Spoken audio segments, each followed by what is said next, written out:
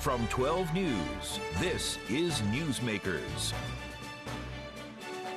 The legacy of racism in banking and zoning has left a permanent mark on neighborhoods across the Northeast. And despite laws which crack down on practices like redlining and restrictive housing covenants, those effects are still being felt today.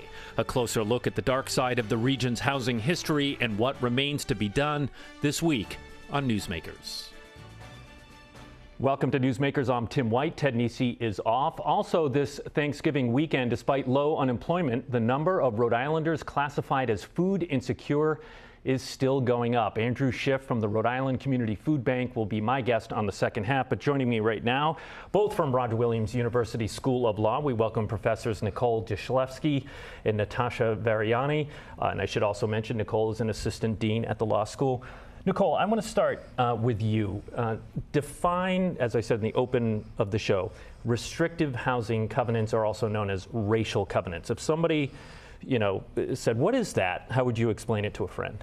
Sure. So I would say it's some language on the deed to your property, or maybe some other document, like if there's a subdivision, maybe on like the subdivision planning documents that disallow the owner of the home from selling it to someone of a particular race or not of a particular race. Why don't we show an example of that? Sure. We went to land records in East Providence and we just put in the keyword Negro, and this is one of the deeds that came up, and we'll bring it up on the screen in a moment so people at home can get a sense. And here's what we found dozens of them when we did that keyword search.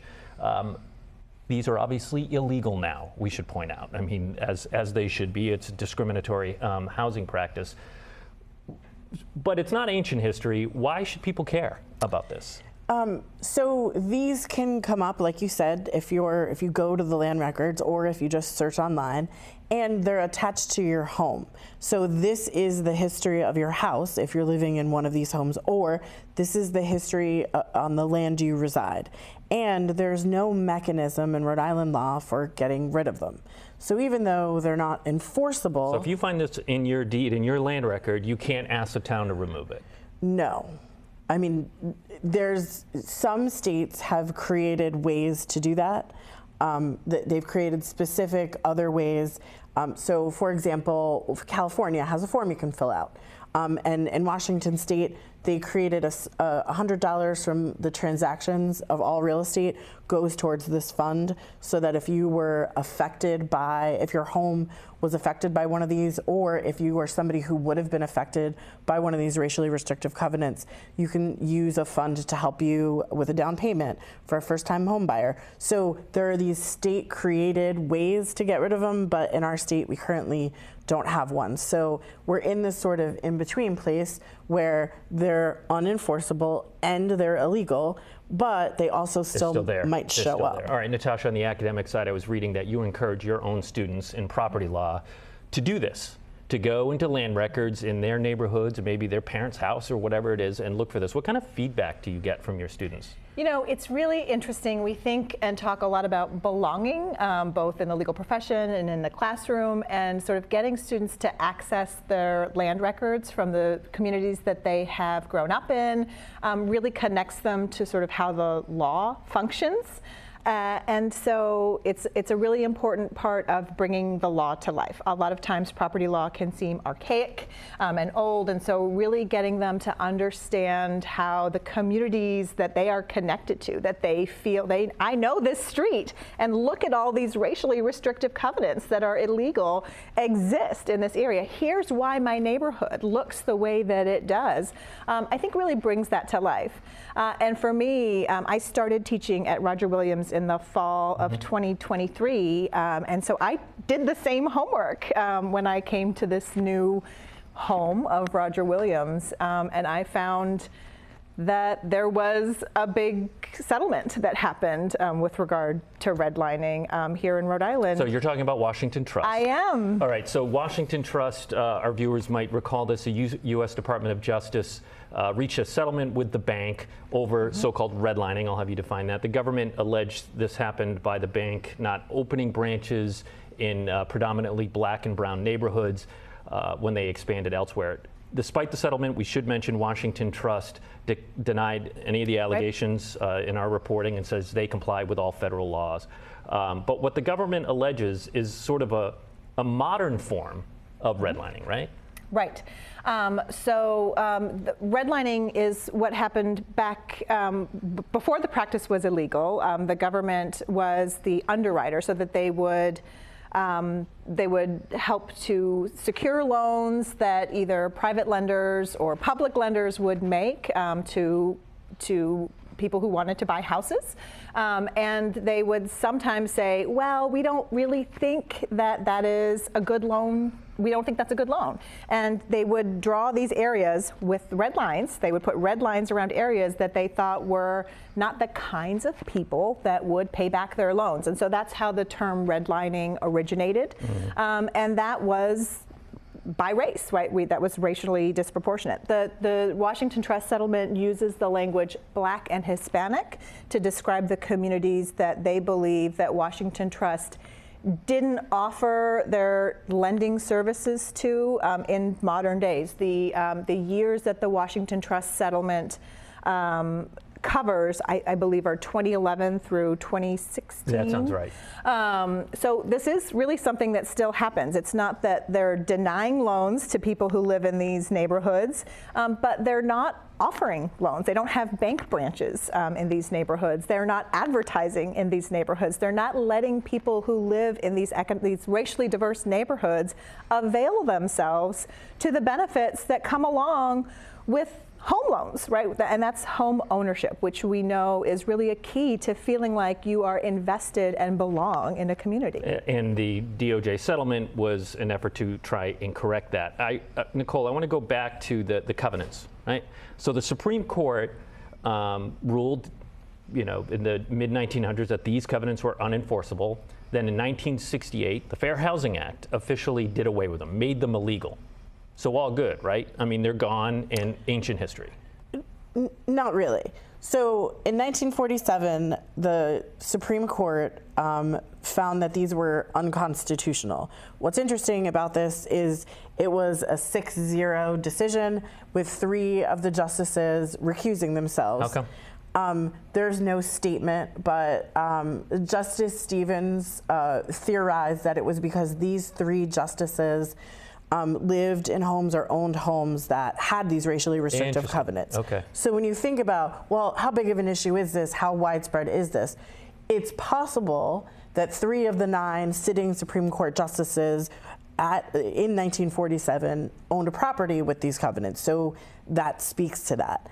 Then in 1965 in Rhode Island, we passed the Fair Housing Act. So while they were unenforceable and unconstitutional since 1947, they're then sort of illegal in 1965, and then, as you point out, federally illegal in Rhode Island, yes, and then the feds caught in 1968. Okay. But they're still there. They're unenforceable, but still there. And so I think that, to me, this is about reckoning with our history. I think there's some movement in some states, like I said, to sort of expunge the record of these. And I think some historians or historic preservationists want to have a way to keep them, maybe take them out of the record, but keep another record somewhere that shows it. But I think as long as they are there, and as long as the history of this, the redlining, the exclusion, the racially restrictive covenants are the building blocks of our current neighborhoods, we are still feeling their effects. And so what I want to do with several other researchers is sort of rediscover them and try to figure out, where were these houses, where were these neighborhoods, how widespread is that? Can you see mapping them on like the law school's website and providing and then adding like a layer over that to talk about today. So do these houses or these neighborhoods correlate to places that have different numbers of food insecurity as other neighborhoods? Were they traditionally in the suburbs? Were they traditionally in the east side of Providence versus not the east side? Is there higher educational attainment in these formerly racially restricted houses than not? Is there any thought that because this happened in our past, there is presently an impact? And so that's why I think it's important and we should be talking about it.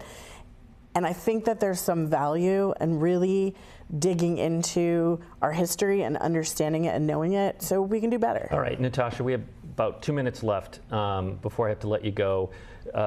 Congratulations on your book, Owning Our Values, Understanding Systemic Racism Through the Lens of Property Law, Parentheticals and Skills to Do Something About It.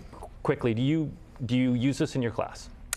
This will be, it's just published, and the spring will be the first time that I'm using it in my class. I always like to ask authors this question when they are wrapped up their book. Did anything surprise you in researching this or writing this book, or was it as you expected when you embarked on this? So the book is a culmination of about 10 years of teaching. These are the supplements that I've used in my classroom. So it wasn't the writing that was teaching that was surprising. I did solicit feedback from a lot of other property professors. So it was a lot of the feedback that I got that sometimes surprised me. I intentionally chose editors that maybe had some different views and some different perspectives. Could challenge you. That could challenge me. So that and so that was interesting and surprising, and I tried to take that feedback with an open mind and an open heart, and that was sometimes challenging. But I think it made the book better, and I'm very proud of the work. Excellent. So if people want to do this at home, I have about 45 seconds left here, Nicole, and they want to research their own properties or their neighborhood.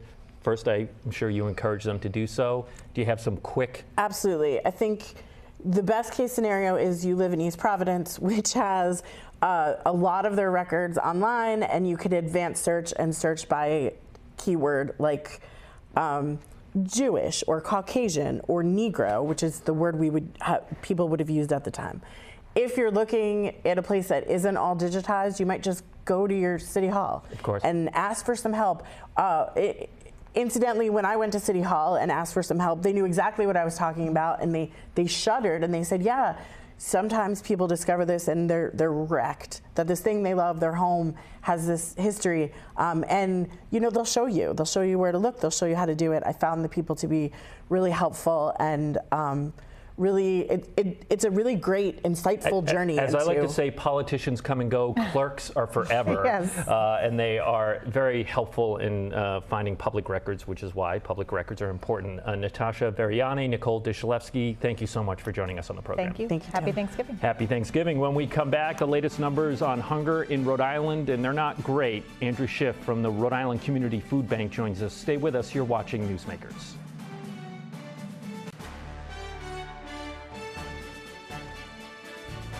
Welcome back to Newsmakers. I'm Tim White. We welcome back to the program, as we have him every year on Thanksgiving week, Andrew Schiff. He is the CEO of the Rhode Island Community Food Bank. Andrew, the 2024 status report on hunger in Rhode Island is out. I want to bring up one of the charts from that report your organization released. It was this week, right? Yep. You released it, okay.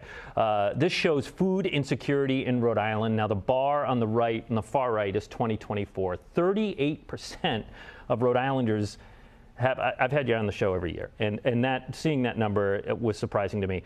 38% of Rhode Islanders have difficulty affording adequate food. This is the worst it's been in the last 5 years. I'm just going to say what people at home are thinking right now. Well, this is inflation, right, Andrew? This Yes. is the reflection of inflation and the direct impact on people at home. Right. You have higher prices for food. It's affecting low-income families. They're struggling. But what the report also talks about is inflation has affected rent, utility, childcare.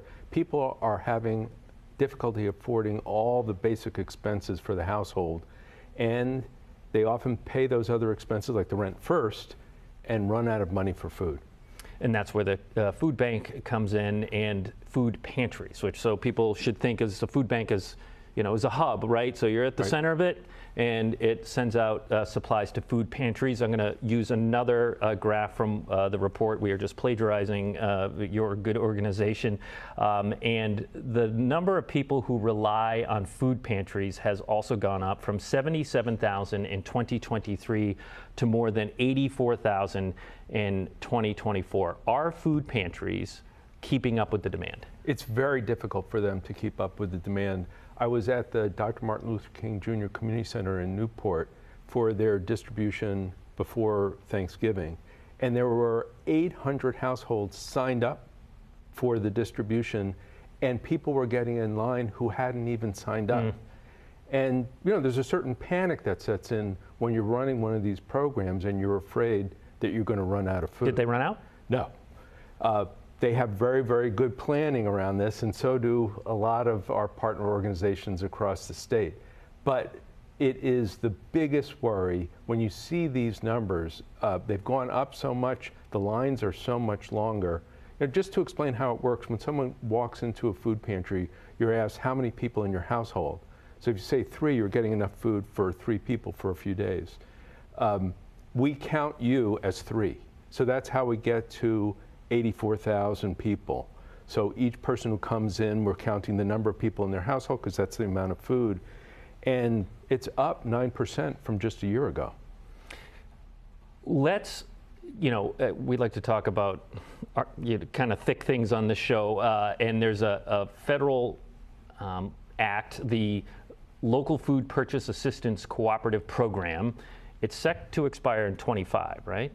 Yes, so it was extended. There's additional funding for it through the USDA, but it is a temporary program. Senator Jack Reed is looking to expand that before it sunsets. And, we could talk about what that means, but I just want to zoom out a little bit more broadly. We're entering a new administration. The Trump administration is taking over. We've already heard from them that, the Department of Government Efficiency, run by Elon Musk, it's an advisory commission. It's not a real department. Right.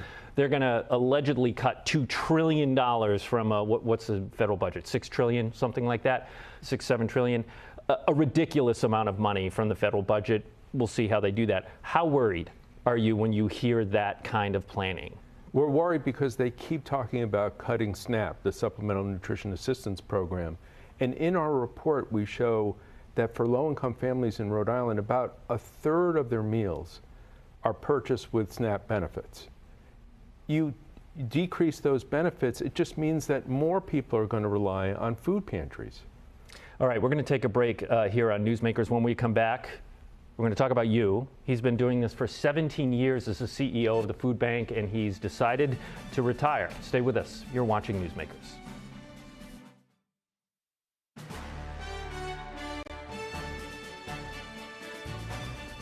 Welcome back to Newsmakers. I'm Tim White. Ted Nesi is off this week. We are joined by the CEO of the Rhode Island Community Food Bank, Andrew Schiff. Andrew, before we turn to you, I do want to wrap up a conversation on the LFPA, the Local Food Purchase Assistance Cooperative Program. If that sunsets, what would that look like here? Well, from the name of the program, it's one of these federal names, you can't tell what it actually does. Thank you. But it is helping farmers, local farmers, provide food to agencies of the food bank and other agencies that help people who are needing food assistance.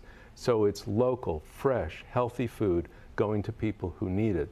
And Senator Reed has been a champion of this program, and it's a national program. Every state is benefiting from this. Farmers across the country are benefiting from it.